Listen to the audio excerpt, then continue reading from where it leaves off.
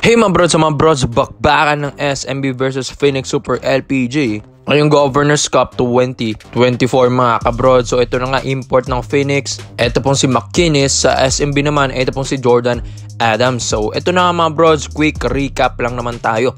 Sa first quarter, medyo dikitan din ang laban dito. Pero syempre nagpapakilala na ito pong 8-time MVP na si Abay the Kraken Junmar Fajardo mga kabrods. As well as ito pong sa Perkins and Rivero sa Phoenix and sa SMBC. CJ Perez and Jordan Adams din naman ang umi-score dyan. After ng first quarter, 27-17 tayo. Sa second quarter naman mga brods, medyo dikit na dito na humahabol. Ito pong Phoenix Super LPG. So talagang idikdikan ang labanan dito dahil ito pong si Perkins tinutulungan na ni JJ Alejandro. Kaso yun nga, yung import ng Phoenix Super LPG, medyo onti lang ang contribution dito. Well, sa SMB napaka-deep yung bench after ng second quarter, 56-52 mga kabrods. 4 ang kalamangan dito ng SMB. So not bad na kahit ito pong import ng Phoenix ay talagang wala masyadong contribution.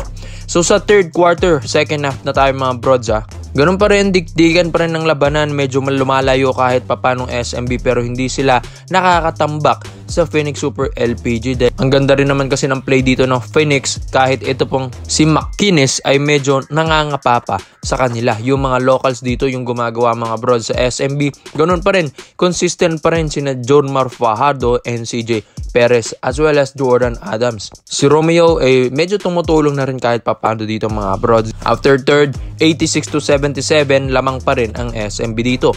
So dito na tayo sa fourth quarter mga kabros. Dito na natin nakita yung talagang dikitan ang labanan. Ayaw bumigay ng dalawang koponan. Ito pong si Perkins and Richie Rivero ay talagang sila ang nagiging bread and butter ng Phoenix Super LPG. Dahil ito nga pong import nila, baka mapalitan nila. Ito pong si McKinnis. Sa SMB yun nga, tulong-tulong pa rin ng mga locals. Pati yung import din nila si Jordan Adams. Grabe si Junmar Fajardo mga bros. Talagang consistent siya. Until fourth mga bros. Dito na advance na natin sa last 56 seconds.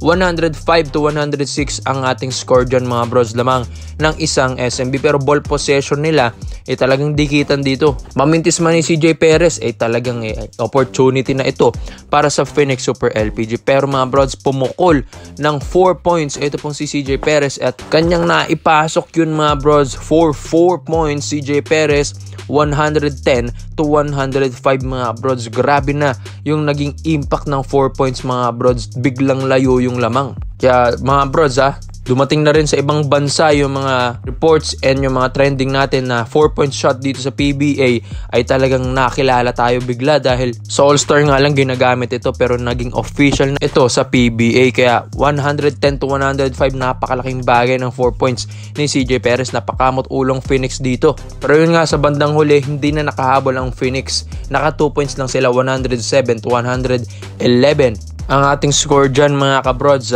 in favor of SMB. Kaya sila ang nakapanalo dito mga brods against Phoenix dahil alam din naman natin kayang-kaya ng SMB yung Phoenix. Pero mga brods kahit mahinang import ng Phoenix, talagang lumaban pa rin sila. All in all, great game mga brods. Talagang hats off din sa Phoenix Super LPG dahil lumaban sila hanggang huli. Kaya mga brods komento mo lang opinion mo dito sa performance ng SMB. Pati na rin dun sa 4-point shot na nangyayari ngayon sa PBA. Kaya komento mo lang mga brods isay natin yan. So dito naman po tayo sa kabilang balita naman natin mga brods. Alam ko malapit na ang laban ng Ginebra against Rain or Shine and Last of Painters. 2 araw na lang dahil August 24 sa may Candon, Ilocos maglalaro ang Ginebra against Rain or Shine and Last of Painters mga brods. Kaya ito pong Ginebra gusto na lang i-finalize ng kanilang lineup at ito nga may bumubulong sa kanila. Ito po kasing si Mikey Williams ng TNT Tropang Giga ay balak na nga daw itong i-trade na mga kabrods. Papabalikin na si Williams tapos tsaka ito i-trade para nga bago magkaroon ng trade deadline sa mga official lineup dito sa PBA ay maikasan nila ito pong si Mikey Williams. Mga brods, alam din naman natin yung kakayahan ni Mikey. Syempre kahit paano, kahit nawala siya sa TNT, yung impact na nawala sa kanya ay malaki dahil nung naandyan siya Dalawang kampiyonato ba naman ang naiambag ni Mikey Williams, tapos lahat doon finals MVP pa siya. Kaya mga brods, iba yung impact ng Mikey Williams. Kaya dito sa Ginebra, tsak talaga na papasok at papasok sa championship round kung itong si Mikey Williams ang kanilang point guard. Sabi nga nila pag nagsabay si Rondae Hollis Jefferson at itong si Mikey Williams sa TNT, para nga dong dalawang import yung naglalaro sa TNT Tropang Giga. So ganyan kalakas ito pong si Mikey Williams mga brods. Well, syempre mga brods, pag-iisipan pa ito ng Barangay Ginebra San Miguel. Lalong-lalo ng daming adjustment ngayon sa Ginebra. Ang daming mga players like Abarrientos, Holt, Isaac Go. Makikita natin sila sa August 24 sa kanilang debut game sa Ginebra mga brods. Talagang maraming bago dyan. Tapos ito pong si Mikey Williams, mapapaisip sila, ang daming adjustment na naman sa play dito ni Coach Tim Cone kapag pinasok nila si Mikey Williams. Dahil yung laruan ni Mikey Williams, nasanay ito sa dribble drive offense ni Coach Chot Reyes sa TNT Tropang Giga, at nasanay rin siya sa ISO play ni Coach Chot sa kanya, dahil yung ISO play ay para sa kanya talaga dahil siya lang naman ang punot dulong gumagawa sa TNT that time.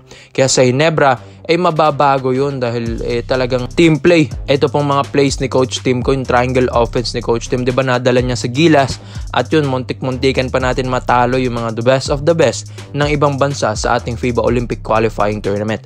So ito pong si Mikey Williams mga bros, once itong mapasok sa Ginebra, kailangan merong big trade din ang Ginebra dito. Kaya pag-iisipan at pag-aaralan ng Ginebra kung sino yung bibitawan nila sa kanilang lineup nila, dahil napakalaking value, big fish. Ito pong si Mikey Williams, kailangan big fish din yung ipapalit sa kanila ng Ginebra mga brods, at hindi rin naman basta-basta sa tradings. Ito pong TNT Tropang Giga mga brods, di ba? Syempre, hindi naman yan farm team, di basta-basta yan. One of the richest team din ito sa PBA, one of the richest company rin ang MVP Group. Kaya itong Ginebra, pag-iisipan nila kung sino yung bibitawan nila mga brods. At yun nga alam ko naman, talagang napaka-worth it neto mga brods para sa Ginebra. Kahit sabihin na natin na may attitude si Mikey Williams, pero pag ito'y naglaro at talagang focus sa ball game, ay talagang mabibigyan ka nito ng kampiyonato mga kabrods. Yung attitude nga, siguro kaya nang baguhin yan dahil nandito kanyang best friend na si Jamie Malonzo. Diba mga brods? Kaso nga lang si Jamie hindi makakalaro this season dahil sa kanyang calf injury pa. Dahil syempre, pero kaya pa rin niyang gabayan itong si Williams dahil lagi namang nasa bench itong si Malonzo kahit ito'y injured mga kabrods. May close na siya dito, may best friend na, maalagaan din siya dito kahit papano. Tapos yung attitude niya, alam ko, madidisiplina ito ni Boss Al Francis Chua. Kaya naaabangan natin ito mga brods ito pong paglipat ni Mikey Williams if ever man sa Barangay Ginebra San Miguel. Kaya pinag-iisipan na rin ito ng TNT Tropang Giga dahil alam nila na ayaw nang maglaro ni Mikey Williams sa kanila. Pati na rin ng TNT na parang ayaw na rin nila kay Mikey Williams. Kaya mga brods niluluto na nila ang negotiation ng trade na ito. Kaya salamat po sa panonood mga brods. Komento mo lang po nyo dito. Yun lang. I'm out.